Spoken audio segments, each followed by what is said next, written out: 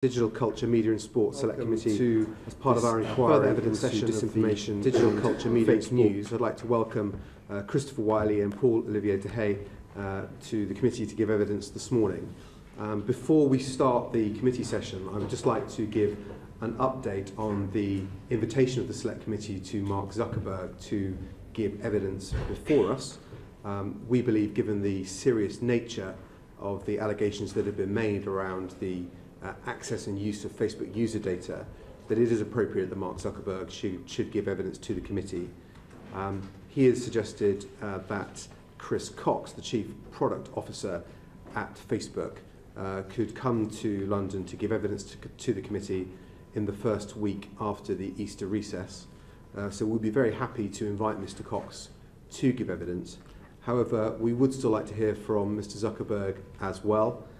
We will seek to clarify with Facebook whether he is available to give evidence or not, because that wasn't clear from our correspondence. And if he is available to give evidence, then we will be happy to do that either in person or by video link, if that would be more convenient for him. If they're happy to answer any further questions about that after the hearing, but that is all we'd like to say on that at this time. We turn now to the evidence session this morning. If I could ask Chris Wylie first.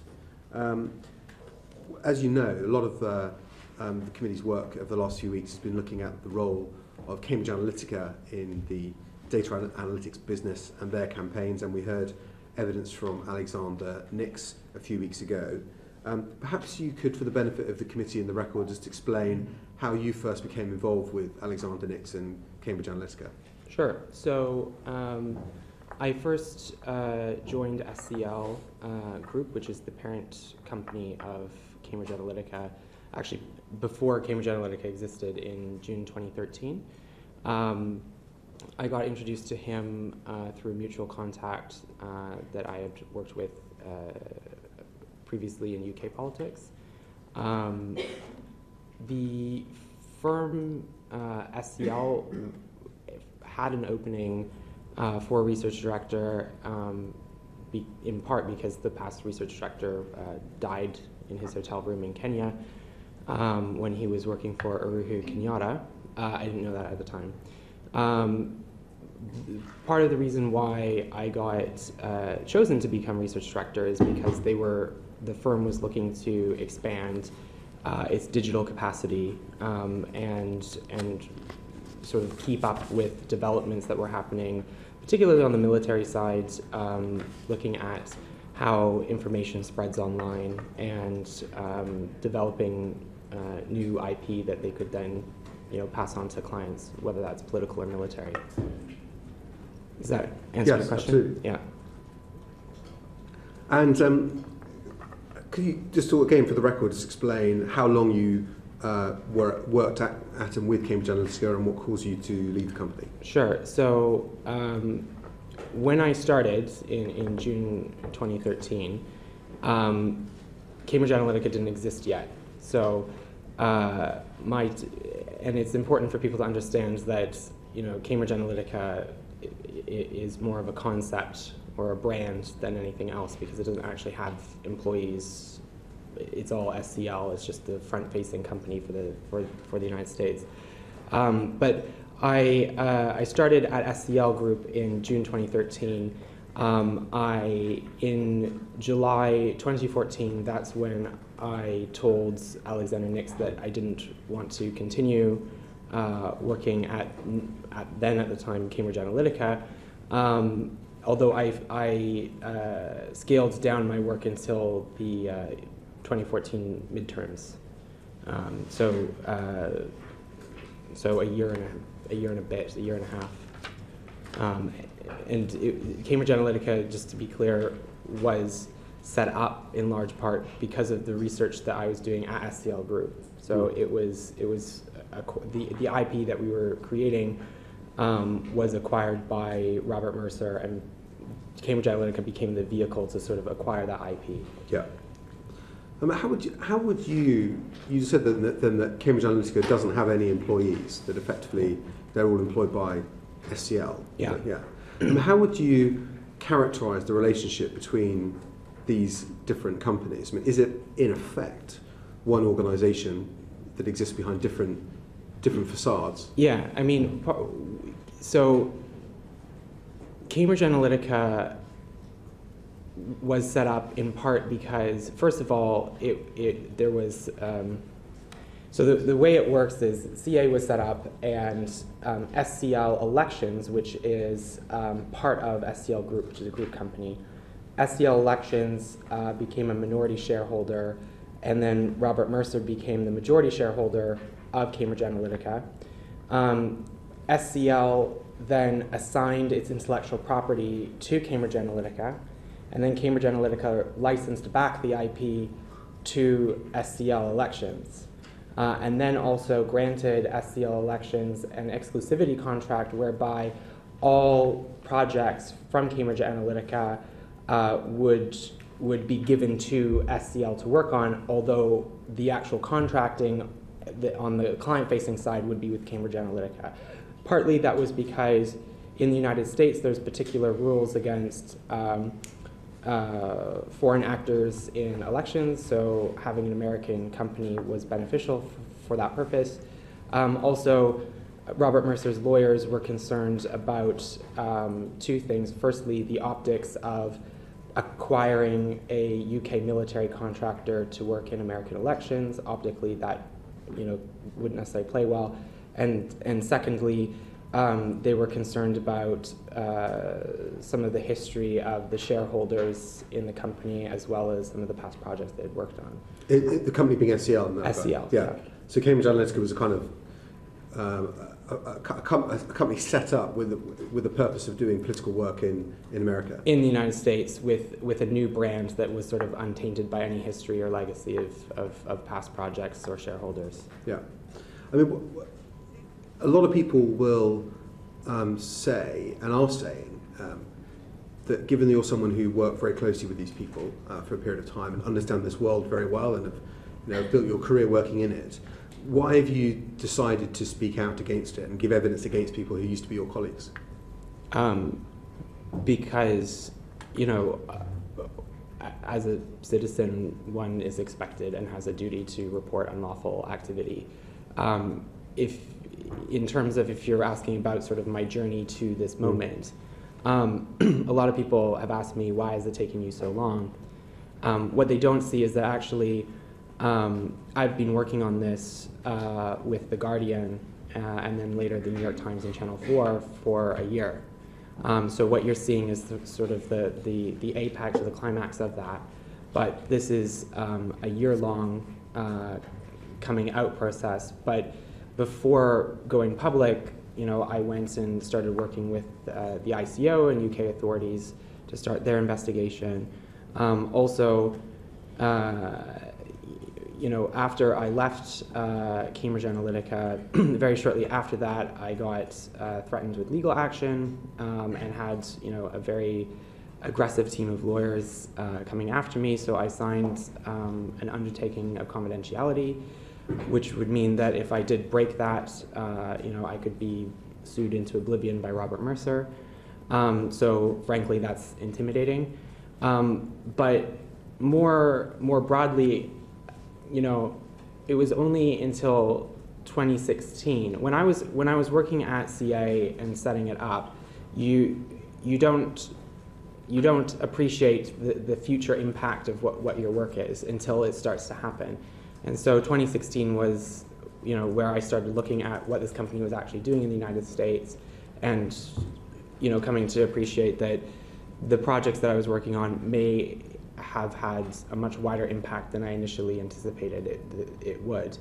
And after Donald Trump got inaugurated, very shortly after that, that's when I started working with Carol at The Guardian on reporting some of the things that the company was doing. So for the spring, I was one of her key sources anonymously until we could figure out a legal position that would then allow me to come forward.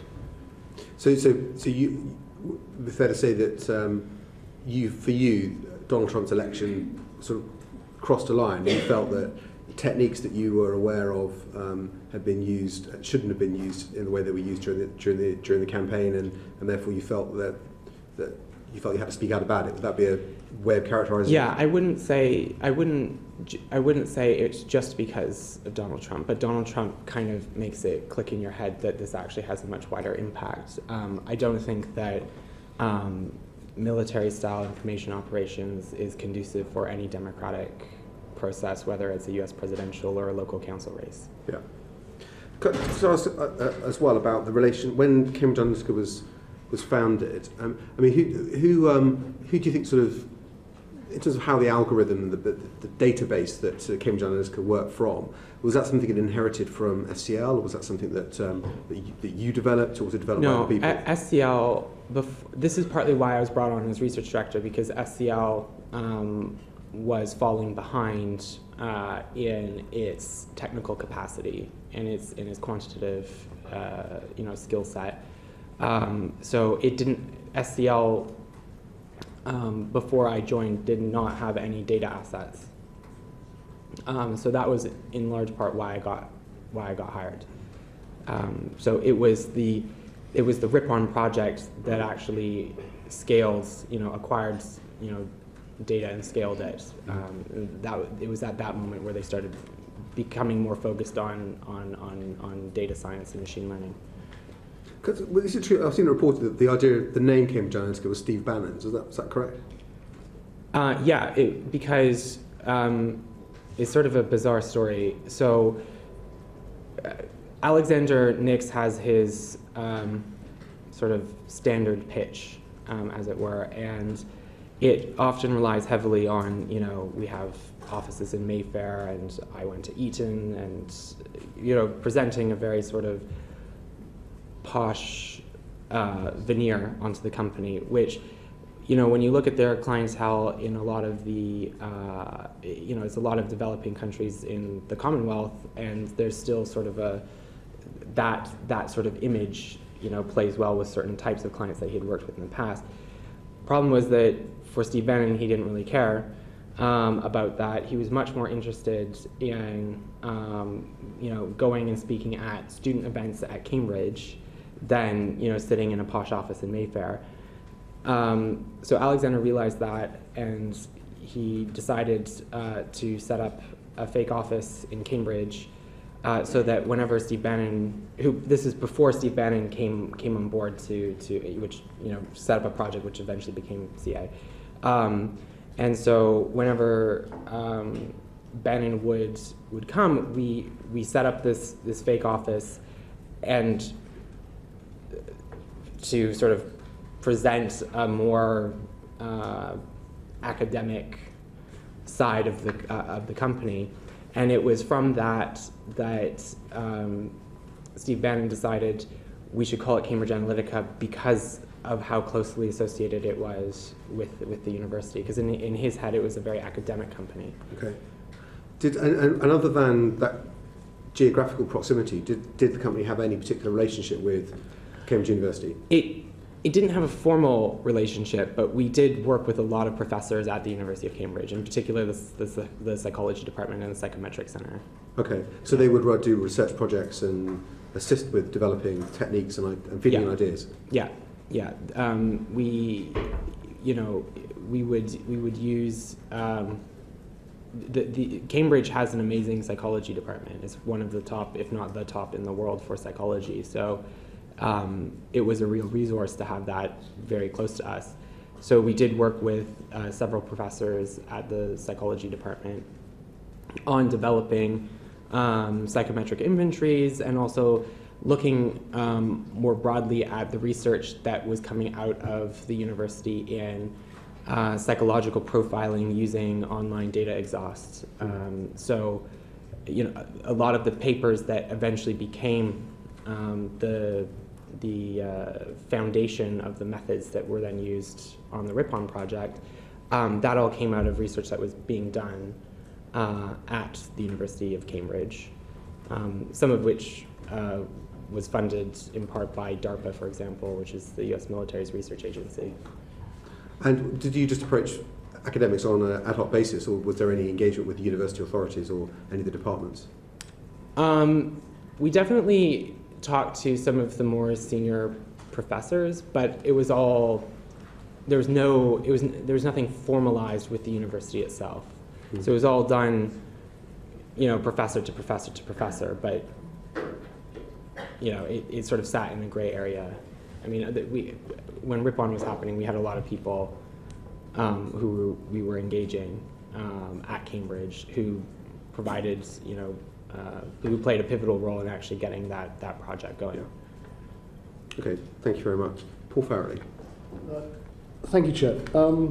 So essentially your central motivation has been that you're rather aghast that techniques in the social media world that have been used for military psyops purposes are being used in the political domain. I mean, that's a part of it. I think also more broadly, when you look at how Cambridge Analytica operates or how SCL operates, they don't care whether or not what they do is legal as long as it gets the job done. So it's not, there's been a lot of focus on the data side of things, and there's been a lot of focus on targeting, but more broadly, this is a company that goes around the world and undermines civic institutions of countries that are struggling to develop those institutions. So there's a lot of reasons why I find the company problematic. It's not just the data. It's also more broadly that they are an example of what modern day colonialism looks like. You have a wealthy company from a developed nation going into an economy or a democracy that's still struggling to get its feet on the ground, and taking advantage of that to profit from that. So there's several reasons why I find the company problematic. So do they sort of like to have an aura, do you think, of being the schmash of the modern digital age? The smash? Schmash. So James Bond, the evil organisation that manipulates things here, there, and everywhere across the world. I think if you watch the Channel 4 Undercover, for example, I think you can see for yourself that they know that that's the brand that they present, and they cultivate that. I think they find it amusing. No, I sort of get it, and I didn't quite know what to make of Mr. Nix when he came to us, apart from that he was a corporate financier who sought a sort of a higher calling, as he almost said it to us. But I do remember on the Channel 4, one of the most hilarious bits was a chap called Mark Turnbull, who got a big plaster on his nose, I think, saying that he was a master of disguise. He doesn't always have the plaster on his nose. Okay. There's just before we want to get onto some of the things that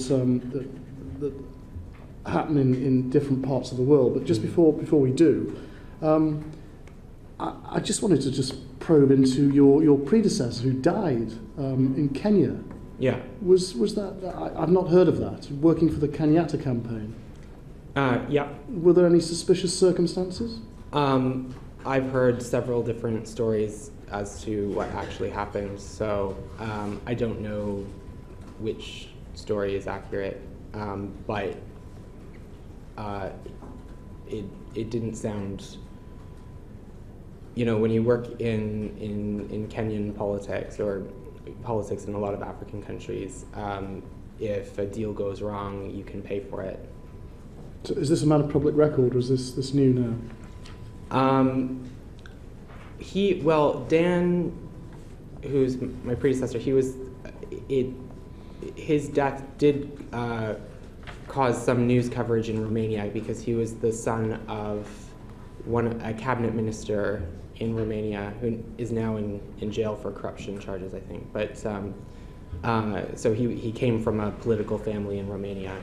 So the fact that he died was news, but the circumstances of his death, I've heard different stories, so I'm not sure which is. And his name was Dan? Dan, his surname starts with an M, and Muresan. Yeah, Dan Muresan. Muresan. Could you spell that just for the record? M-U-R-E-S-A-N. Okay. He was working simultaneously in India, I think, and there is also some coverage Simultaneously from there. in India? Yes. I mean, this when you look at Facebook's biggest market, I mentioned this in the States as well. You know, India is the top in terms of numbers of users, and obviously that's a country where, you know, which is rife with political discord and opportunities for destabilization. So that They've worked extensively in India. They have an office in India. I think that's something we might want to pursue later. But just on this point, when you were told that there was a vacancy because your predecessor died in Kenya, what explanation did the company give to you of that death?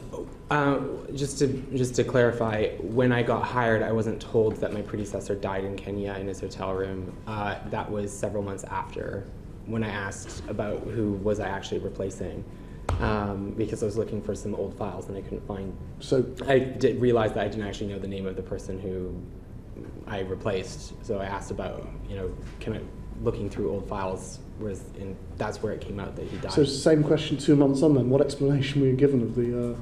How old is he? Do you know? He was in his 30s. Did they give you an explanation? I mean, they did. Just if I explain it, just if you understand that it's pure speculation. So Sure. It's not. I'm not stating this as a matter of fact. I'm just repeating, you know, what I heard.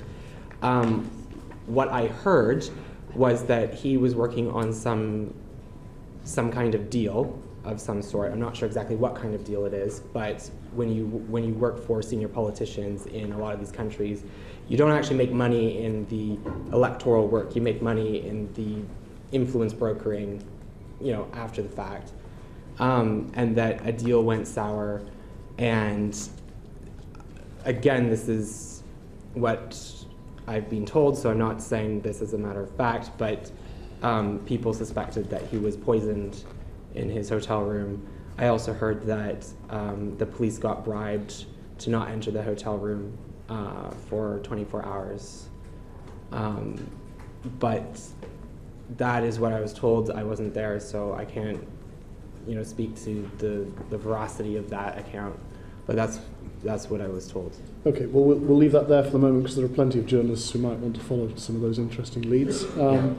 One of the things that as Mr. Nix was at pains to stress when he was in front of us was that, you know, there were different companies, different entities.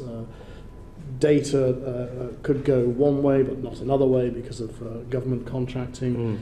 But there was like one name that came up as the data control that was common between Cambridge Analytica and SCL, just almost demonstrating that, you know, there were common personnel, notwithstanding the denials. Was a lady called Jordana Zeta. Do you know her? I do not. No. So it's just a name. It's just a name, but they do put lots of random names on all kinds of things. Okay. I mean, there's also we've just been. I don't know whether you've seen that, which is a pictogram of the SCL structure. It's sure. Been done by an independent journalist, and it's just from filings at Companies House and sure. So it's fairly standard, but it's fairly complicated for a relatively I'd small wager company. that there's probably more companies than even what's on that piece of paper. But there are some interesting sort of names that crop up. Mr. Nix we know about. Sort of Etonian salesman, I think you almost described him as. I mean, he my understanding is that the reason why Alexander Nix was involved in SCL was because his father had shares in the company and his father died.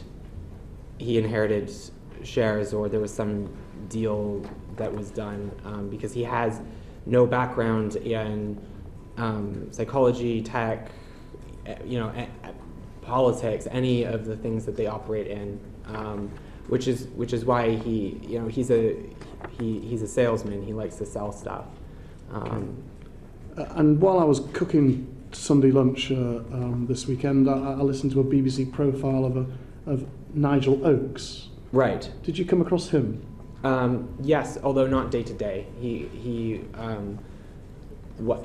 So when we were setting up Cambridge Analytica, the reason why one of the reasons why SCL Elections, rather than either the group company or another entity, was the minority shareholder, was because Alexander Nix wanted to keep more control for himself, and he was quite paranoid about some of the other shareholders and directors in the group company.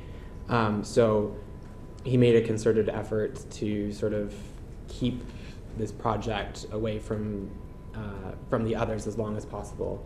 But I did come across him several times. It's just what I'm saying is that it wasn't day to day. I didn't work with Nigel Oakes. Mr. Oakes came across as a founding eminence grise. Sorry? From this profile, Mr. Oakes came across as the founding eminence grise behind the whole project. No, not for Cambridge Analytica. For SCL, yes, for SCL. But not for Cambridge Analytica. Cambridge Analytica was Steve Bannon, Robert Mercer, and Alexander Nix. Most of those negotiations happened in America. They kept it pretty separate from the sort of legacy shareholders and directors of SCL. Okay. But he played a pivotal role in actually setting up SCL Group. Can I just throw the role of a couple of other people? The role of the chairman, Julian Wheatland, and Victor Cengiz. Which again, they got rid of Cengiz when they were finalizing the Cambridge Analytica deal, because the Mercer lawyers didn't like Cengiz's involvement, because apparently he had fairly sketchy business dealings that they didn't want to be associated with. Okay. And Julian Wheatland, what was his role? He was, I believe, the chairman. So he didn't sort of do much. He sort of was like the queen of the company, if that makes sense.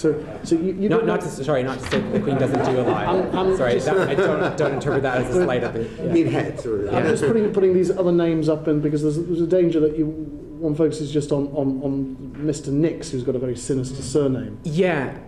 So a lot of these guys, their role is not actually to do work; it's to do deals. Right? So they don't actually do anything day to day. They're the ones who, because of their family or because of their businesses or what have you, just have a very wide network of people, not just here in the UK, but in particular in Africa and various developing countries that enable the company to go and get working contracts.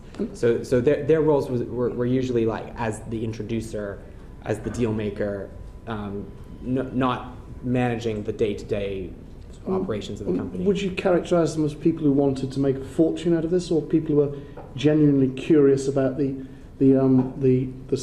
ability through social media in the digital age for them to be able to manipulate outcomes in politics? You have to remember that a lot of these people are very wealthy already, so it's not, Alexander Nix in particular, right? There was one time where he had to go, and we were running late because he had to pick up a 200,000 pound chandelier. So he there's these are people who don't need to make a lot of money, but the thing that I learned is that for certain wealthy people, they need something to keep them occupied, and they need projects. And going into the developing world and sort of running a country is something that appeals to them. Okay, and I've just got one last question, really. Sorry, I didn't mean that in a flippant way, if that came across as flippant. Sorry. This chart has got no mention of Aggregate IQ or SCL Canada as it's styled itself. So what's the relationship between that Canadian company and the rest of this group? Yeah, so very shortly after I became research director at SCL, and I was sort of given the directive or the mandate to expand the company's software capacity and technological infrastructure. We obviously needed people to do that. So I reached out to people who had worked on previous projects with who I respected. One of those people was Jeff Sylvester, who is now the CTO of Aggregate IQ. So in the first email that I sent, which I've also passed on to the committee, I've passed on several folders of documents. The first email where I tell Jeff that I've just become research director, this is what we do, his immediate reaction is, you need a Canadian office. So he replied, you need a Canadian office. When I went to Alexander Nix and I said, there's a couple Canadians that I want to hire, he said, fine, but they have to come here and work in London. So when I talked with Jeff and several other people who then later became AIQ, they had new families, just got a house. It's not easy to just get up and move to a different country when you have young kids, right? So I went back to Alexander and said, look, they're not mobile, but I think they'd be really helpful because they're really good at what they do. So the compromise was that a Canadian company would be set up. That would enable the Canadians who wanted to work on a project, and keep in mind at the time this is SCL, this is before Cambridge Analytica got set up. So primarily we were focused on projects in the developing world. But the deal was that they would sign an intellectual property license whereby all of the work that they were doing for the company would then be assigned to SCL Group, and that they would trade as SCL Canada, but they set up a Canadian entity, and that the legal name was Aggregate IQ. That was also in part because, when you work in a lot of countries, sometimes it's beneficial to have different, billing names on invoices, and if you're working in a country that has declarable expenses and all of that, sure, you can particularly if you're trying to get around coordination rules, like in the United States, which have very strict non-coordination rules, if you can actually bill as several different companies, but it's the same team working on it, the paperwork looks compliant, even if the project isn't. So it's a Canadian-based shell company, effectively. Yeah, I would sort of call it like a franchise, as it were. So in internal staff documents, so for example, this internal staff list, which I've also passed on to the committee, AIQ staff are listed under SCL Canada. So the internal documents of the company refer to this entity, AIQ, as SCL Canada. As I've been saying for months now, but as has now been validated yesterday by Gizmodo, which is a website that has actually found the code base that AIQ built that shows that AIQ actually built the Ripon platform for Cambridge Analytica. So there's now tangible proof in the public domain that AIQ actually built Ripon, which is the software that utilized the algorithms from the Facebook data. I could talk more about some of the other projects that AIQ has worked on. So for example, Nigeria, the Nigerian project in 2015, that Carol at The Guardian has touched on in her reporting, where the company utilized the services of an Israeli private intelligence firm. That firm is Black Cube. That's not being reported, although Channel 4 has undercover footage that they haven't been able to put into the public domain of Alexander Nix talking about the relationship with Black Cube. Black Cube on the Nigeria project was engaged to hack the now president of Nigeria, Buhari, to get access to his medical records and private emails. AIQ worked on that project. So Aggregate IQ was handed material in Nigeria from Cambridge Analytica to distribute online. So that's distribution of compromat and that's also distribution of incredibly threatening and violent video content, which I've also passed on to the committee. The videos that AIQ distributed in Nigeria with the sole intent of intimidating voters included content where people were being dismembered, where people were having their throats cut and bled to death in a ditch. They were being burned alive. There's incredibly anti-Islamic and threatening messages portraying Muslims as violent, and this is, again, so you've got Aggregate IQ, which received 40% of Vote Leave's funding, also working on projects that involved hacked material and compromat and distributing violent videos of people being bled to death to intimidate voters. And this is the company that played an incredibly pivotal role in politics here. So something that I would strongly recommend to the committee is that they actually, not only push the authorities here, but really give them, the support that they need in order to actually investigate this company and what they were doing in Brexit. I've just got one final question because my colleague Julie Elliott wanted to come in.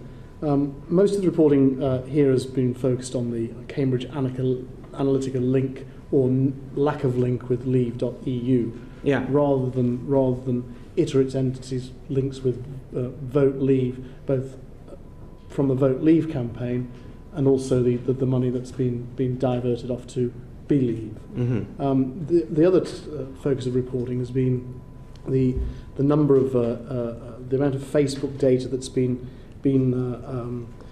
collected through Alexander Kogan's activities, which mostly seems to relate to the States. But clearly the question underlying all this is if you're going to spend such a lot of money trying to influence the UK referendum, then to be able to try and do that, you have to have a set of data on lots of UK individuals to make it worth people's while spending the money with you. So I hope that is the extent of the UK data that's held by Cambridge Analytica and its affiliates and associates might come out in this session. One of the things that I've also passed on to the committee is some of the contractual documentation and emails from some of AIQ's past projects. One of them was for the at the time the Minister of National Security of Trinidad.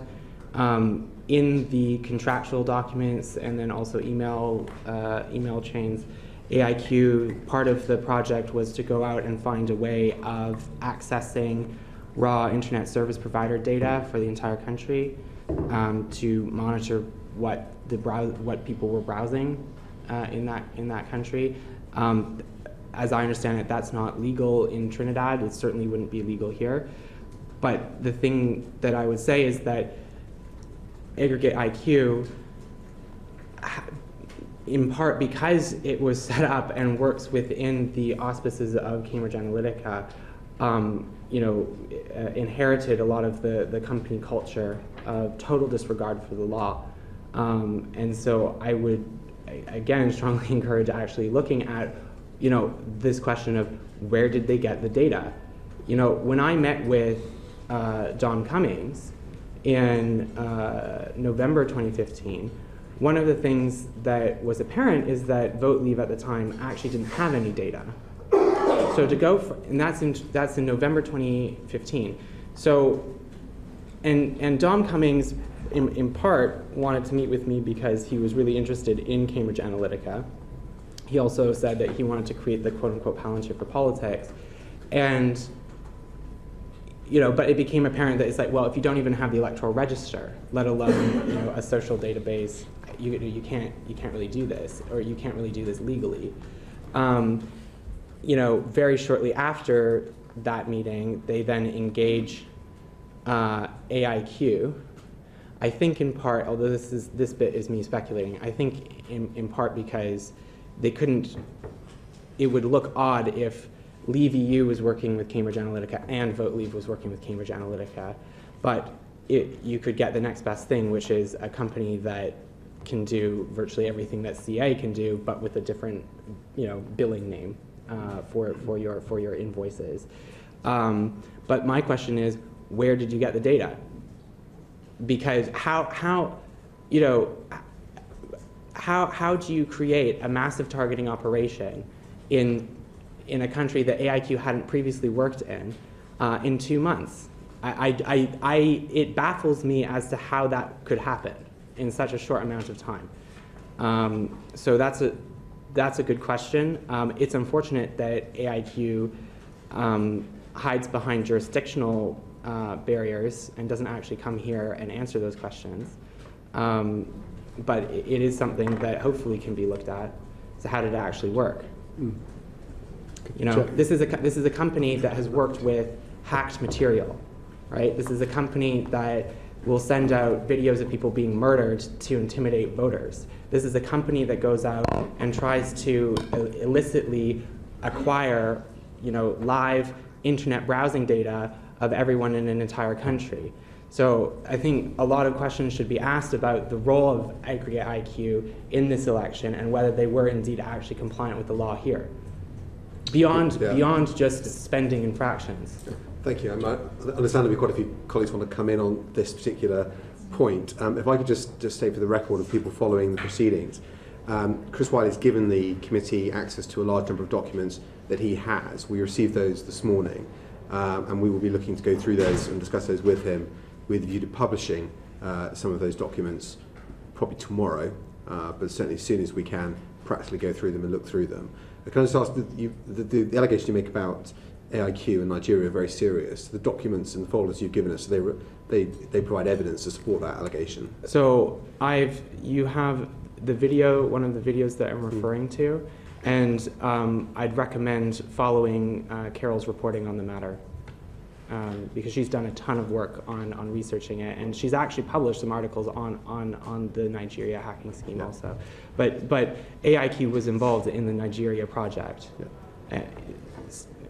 Both as the company and then several people also individually who all also frequently work at AIQ.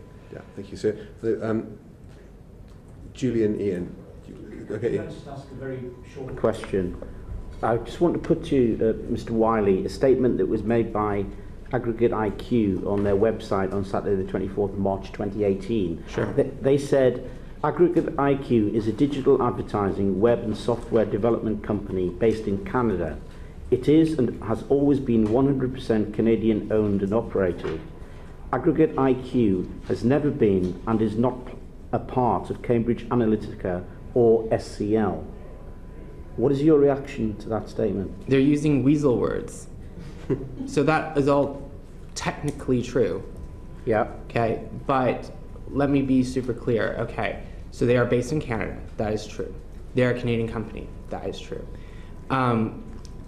They are not owned, but they have licensed their intellectual property, right? Secondly, the basis of the software of Cambridge Analytica, right? So for example, the Ripon project, they built that. They operate as an internal entity.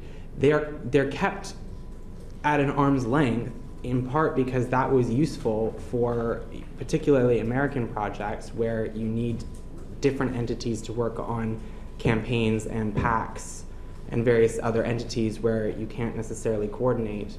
But if you have different companies, you can, the paperwork looks appropriate and the paperwork looks compliant even if, behind the scenes you're talking back and forth and using the same underlying technology. They built Ripon. Ripon was the software that these algorithms went into that then deployed the data to target. The actual sort of advertising deployment was on them. That's what they did. So it's fine and dandy for them to say, we're a Canadian company. That's true. But if you sort of unmask what they actually do and look at how they actually operate and the projects that they've actually worked on, the overwhelming majority of those projects and the overwhelming majority of their income comes from and came from Cambridge Analytica and SCL. Are you in a position to say definitively today that Cambridge Analytica shared its data with AIQ? It depends on what you mean by its data. So shared any data? Yes, absolutely.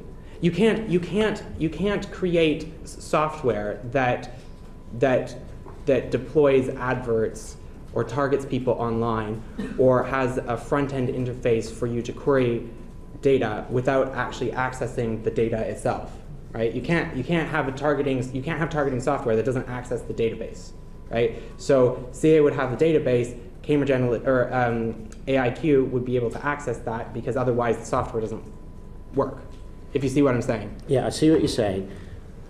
We have evidence now that Facebook data was used by Cambridge Analytica, and I think it's accepted even by Facebook that information was unlawfully transferred to Cambridge Analytica.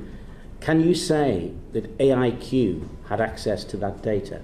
Yes, because that's what the Ripon software and the Ripon project was the modeling of that Facebook data amongst other data sets, and then the deployment of that data in online targeting and various other political projects.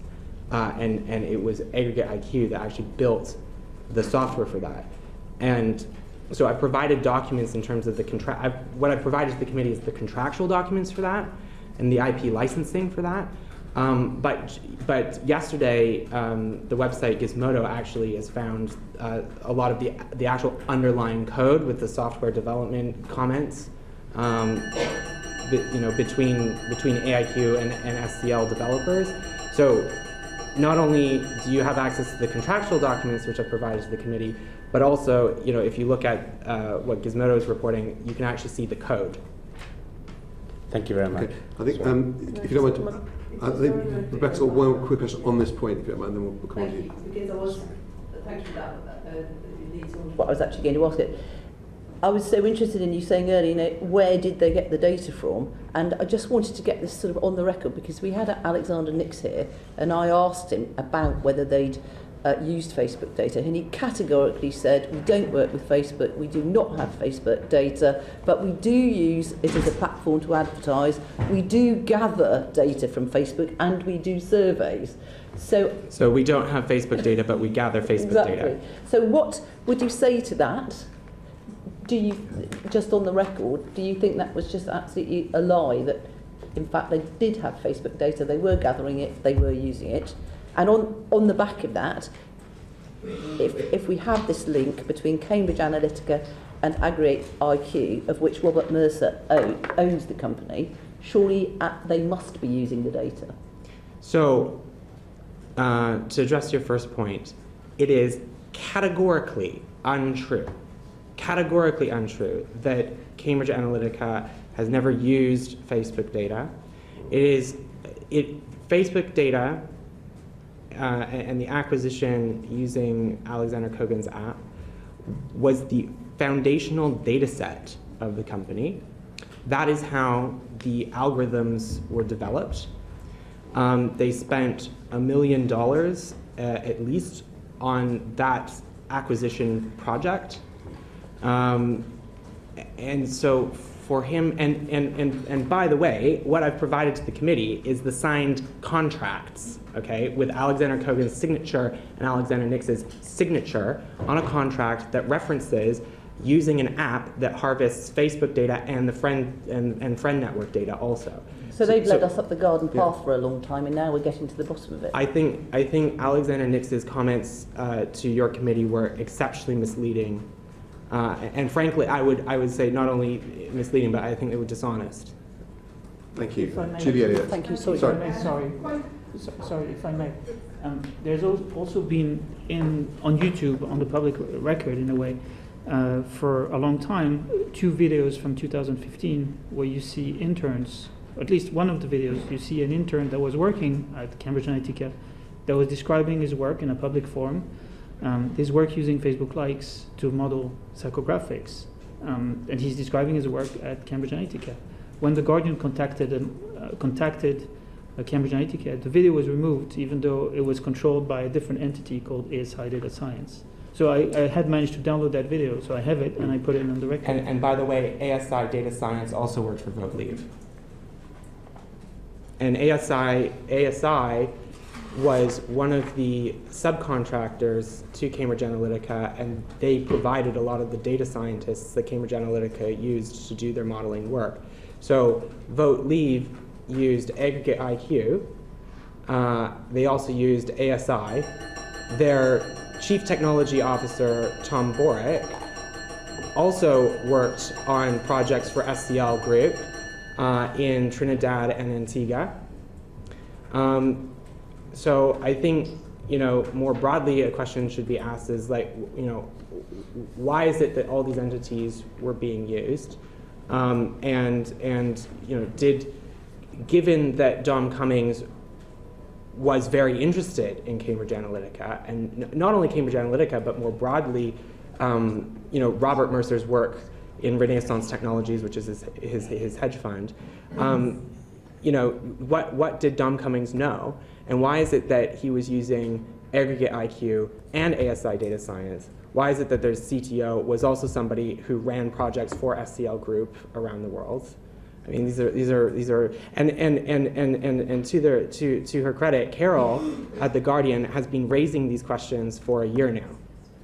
So I think it would be appropriate for your committee and other committees to start raising those questions also. What was happening inside of Vote Leave, and why were these companies chosen? Thank you. Julie Elliott. Thank you. This is fascinating, and quite a lot of the things that I've asked have come out, was wanting to ask, have come out in evidence, but it sounds to me as if all of these different names of things are to just try and confuse what on earth's going on here. Not by you, but by the companies, the way they've been set up.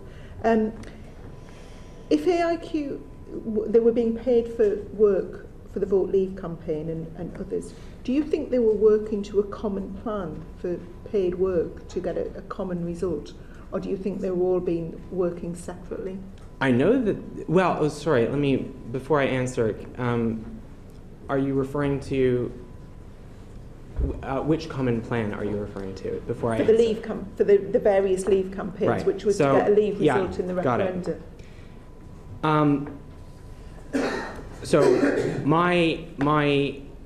So let me first say, it's just, I supported leave.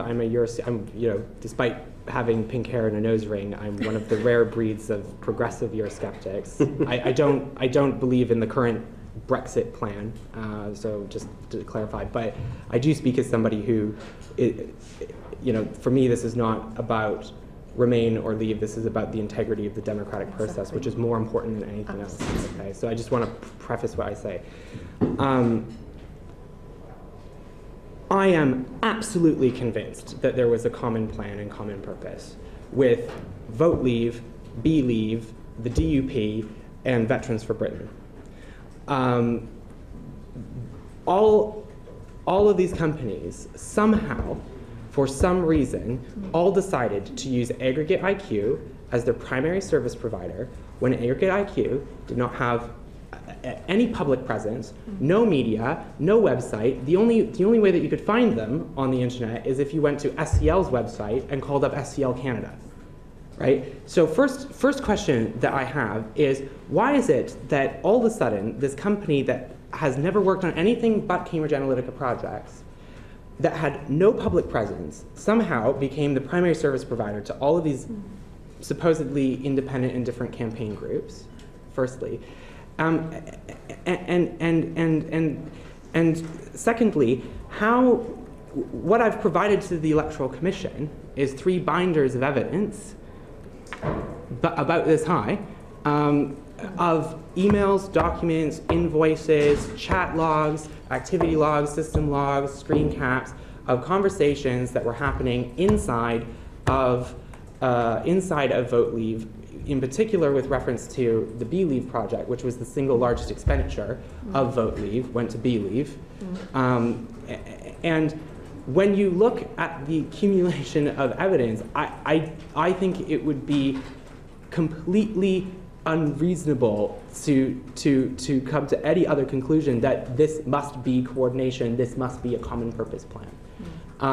When I went to Aggregate IQ's office, because I was, after BuzzFeed released their first article on Isn't It Bizarre That a Fashion Student who was 22 received, £625,000 in the last 2 weeks of the referendum, and isn't it weird that this Canadian company that no one's ever heard of received 40% of leave spending? And having introduced Darren and Shamir to Vote Leave and having set up this company, I was genuinely concerned that, that something unlawful happened. I mean, it doesn't pass the smell test. And when I went and actually spoke to Aggregate IQ, who were very, very pleased with themselves as how that project went, understandably they won. But I asked them. I said, "Well, can you show me actually what it is that you were doing? What was your secret? How did you, untease, how did you win? What did you do?" And they conceded to me, and this is a verbatim quote, which and I stand by. I remember Jeff Sylvester telling me this. It was, quote, totally illegal. But they found it amusing because you have to remember that this is a company that has gone around the world and undermined democratic institutions in all kinds of countries, right? They could care less as to whether or not their work is compliant because they like to win.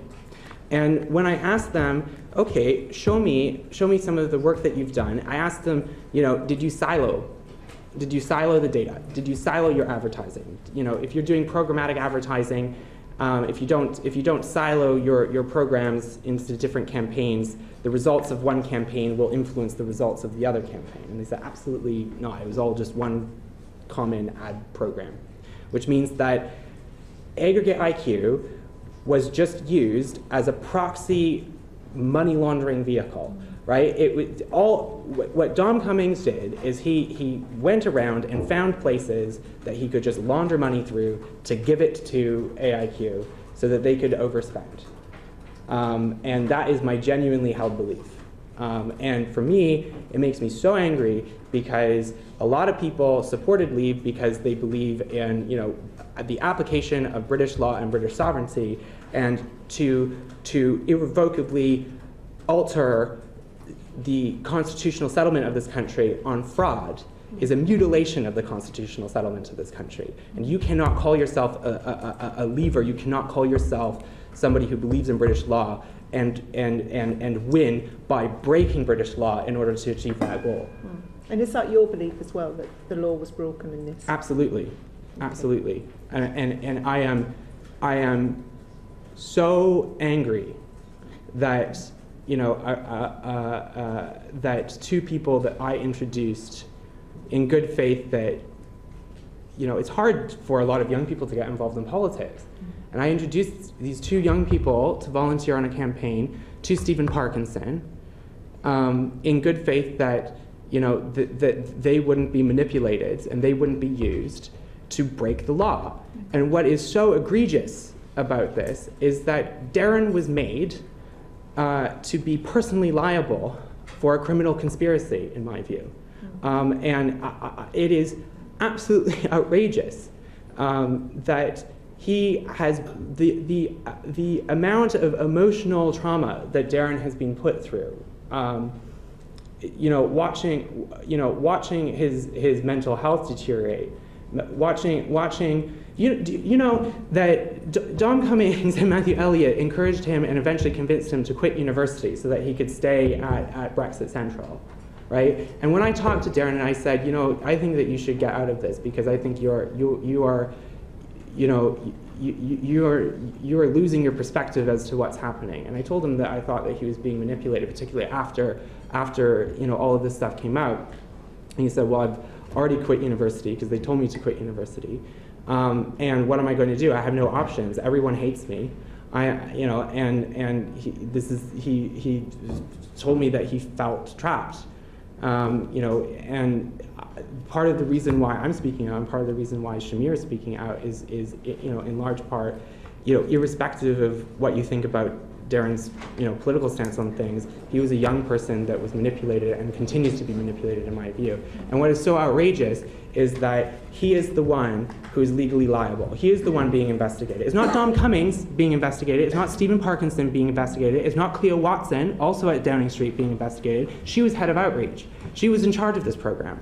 It's not Victoria Woodcock, who went after being notified, 2 weeks after being notified that she was under investigation. She goes on to this shared drive where they were putting all of their advertising, putting all of their materials, and she goes and attempts to delete Dom Cummings, herself, and Henry DeZoot, the head of digital Vote Leave, after they were being notified that they were under investigation, right? And it's not them that's being investigated, it's Darren, the 22-year-old intern, who had no control over that spending and was just told, sign here, sign here. Do you think these people that you've mentioned, not Darren, the other people that you've mentioned there, knew what they were doing, knew that what they were doing was in breach of the law? So, Vote Leave's lawyers, William Norton, wrote the Constitution for Believe. The entire process was managed by Vote Leave's lawyers. So Believe was set up by Vote Leave's lawyers. The entire process was managed by Vote Leave's lawyers. And as Shamir has commented on before, that created a veneer or a sort of a sense that that what Believe was doing, or what these two young people were doing, felt legal because they kept talking to the lawyers who kept telling them to do this and that. So they just assumed that, well, if the Vote Leave lawyers are telling us to do this, that therefore this must be the proper way to do it. This was their first campaign, right? They were volunteers. So I don't, although Darren is technically legally liable for what happened, morally I don't fault him. If we put Darren to one side, Dominic Cummings, all of these other people that you're talking about, do you think they knew that what was being done was not on the right side of the law? Why did Victoria Woodcock, 2 weeks after being notified that they were under investigation, go onto a shared drive that Vote Leave set up and try to delete herself, Dom Cummings, and Henry DeZoot? Why did that happen? After being notified that they were under investigation. I think we can speculate on that now. I mean, ultimately, this is a matter for the Electoral Commission, and if offence has been committed, then they will recommend action is taken against the individuals concerned. Thank you very much. Thank you. Thank you. Sorry, Simon, you have one quick question on this, and then Brendan. Almost irrelevant to what you were just saying, but let's assume for a minute that the assertions you make are absolutely right. Have you or anybody else made any assessment of actually whether any of this made much difference to the final outcome of the EU referendum? Okay, so 2 points on that. First point is, when you're caught in the Olympics doping, right, there's not a debate about how much illegal drug you took, right? Or, well, he probably would have come in first anyway, or, he only took half of the amount, or, doesn't matter. If you're caught cheating, you lose your medal, right? Because if we allow cheating in our democratic process, then, and we allow this amount, what about next time? What about the time after that, right? This is a breach of the law, this is cheating. And it's the thing that's really important to understand here is that this is not some council race or a by-election. This is an irreversible change to the constitutional settlement of this country. So that's, first of all, that's why it matters. And if you cheat on an exam, you get a fail. If you cheat on the Olympics, you lose your medal, right? You shouldn't win by cheating. First point. Second point, to the actual substance of your question, Dom Cummings himself says that this is what won Brexit for them. He says AIQ, they could not have won without AIQ, and it speaks volumes to the fact that they spent 40% of their budget on AIQ. Having seen the effectiveness of the conversion rates on the online ads that AIQ puts out, they are incredibly effective. They are incredibly effective. When you look at online adverts, and you can get programs with a conversion rate of 1 or 2%, right? You put out a lot of adverts, and a conversion, just so that people are aware, is not just somebody seeing an ad, and not only just seeing an ad and then clicking on the ad, it's clicking on the ad and then performing an action. So that's what the definition of a conversion is. So filling out a form, giving an email. But are you going as far as saying that had these institutions not cheated, in your words, then the outcome of the referendum might have been different. Is that what you're thinking? I think it is completely reasonable to say that there could have been a different outcome in the referendum, you know, had there not been, in my view, cheating. Thanks. Sorry. Thank you. I just wanted to, before bringing Brendan in, just to clarify a few things we've been discussing in this section. So from what you say, you've used the term sort of franchise operation. It seems like kind of, you know, mafia-style franchise operation of these different entities.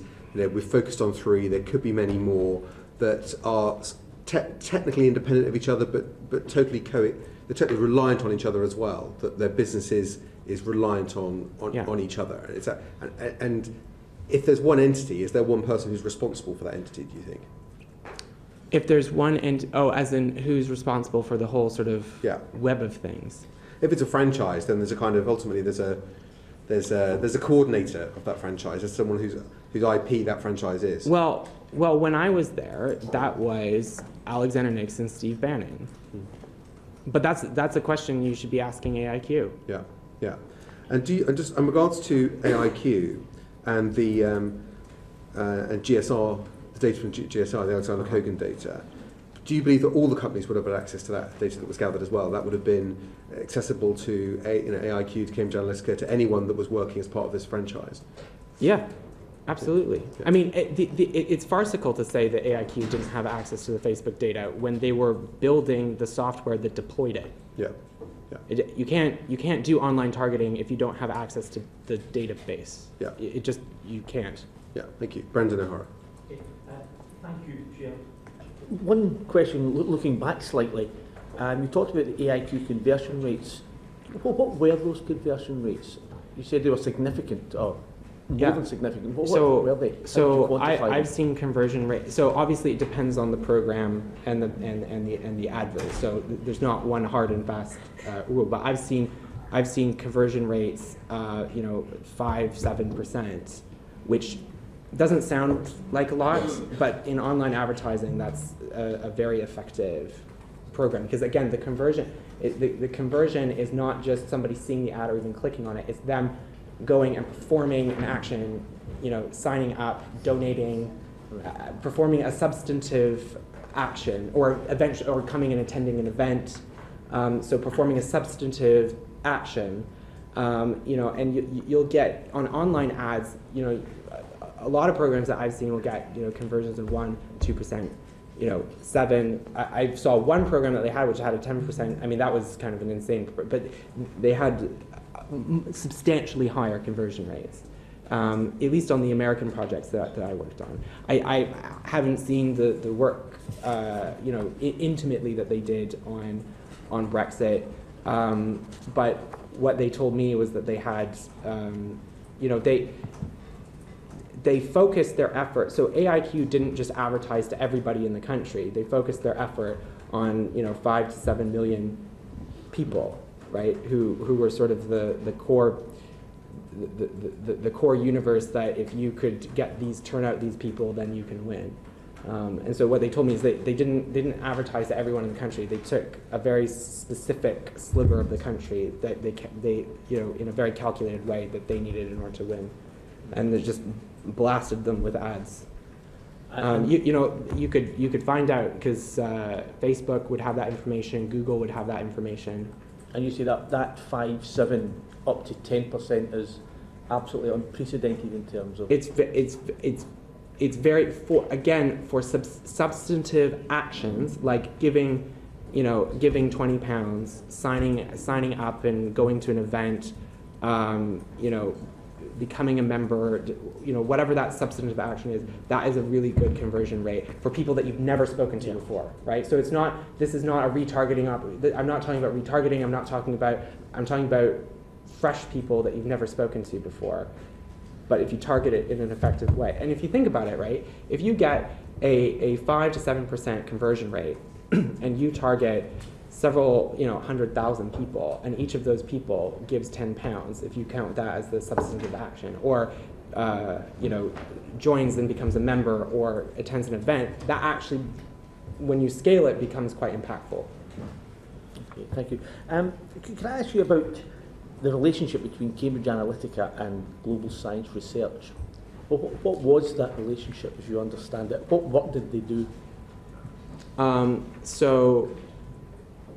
GSR, that's Kogan's company. Mm-hmm. Yeah. So GSR was contracted. There were several iterations of the Facebook harvesting project. It first started as a very small pilot, firstly to see, just most simply, is this data matchable to an electoral register? Because one of the concerns was if you just collect somebody named John Smith, that could be anybody, so can you actually match that to this John Smith on this street in this city? We then scaled out slightly to make sure that he could actually acquire data in the speed that he said that he could. So the first real pilot of it was a sample of 10,000 people who joined the app. That was in late May 2014. That project went really well, and that's when we signed a much larger contract with GSR in the first week of June. I can't remember the specific date, but the first week of June 2014, where the app went out and collected surveys and people joining apps throughout the summer of 2014. In terms of which then ended up leading to the 50, the 50 million number is what is what the media has felt safest to report, but my recollection, because of the documentation that they can rely on, my recollection is substantially higher than that. So my own view is that it was much more than 50 million. But there, in terms of the relationship, there was a contractual relationship between the companies. If that, yeah, is that the? It's good. I just wanted to follow on. I mean, now that we've established that there was this relationship, this contractual relationship, from Cambridge Analytica's perspective, was that a useful relationship with GSR? Was that a use from Cambridge Analytica's perspective? Yes. Oh, incredibly! I mean, this is what built the company. Like this was the foundational data set that then was modeled to create the algorithms. So I mean, that was a very important relationship. Okay. Again, the reason I asked that is because on the 27th of February, when Alexander Nix was here, he was asked, does any of your data come from global science research? To which he replied, we had a relationship with GSR. They did some research for us back in 2014. That research proved to be fruitless, so the answer is no. The chair then said, they have not supplied you with any data or information. Mr. Nix replied, no. The chair said, your data sets are not based with information you've received from them.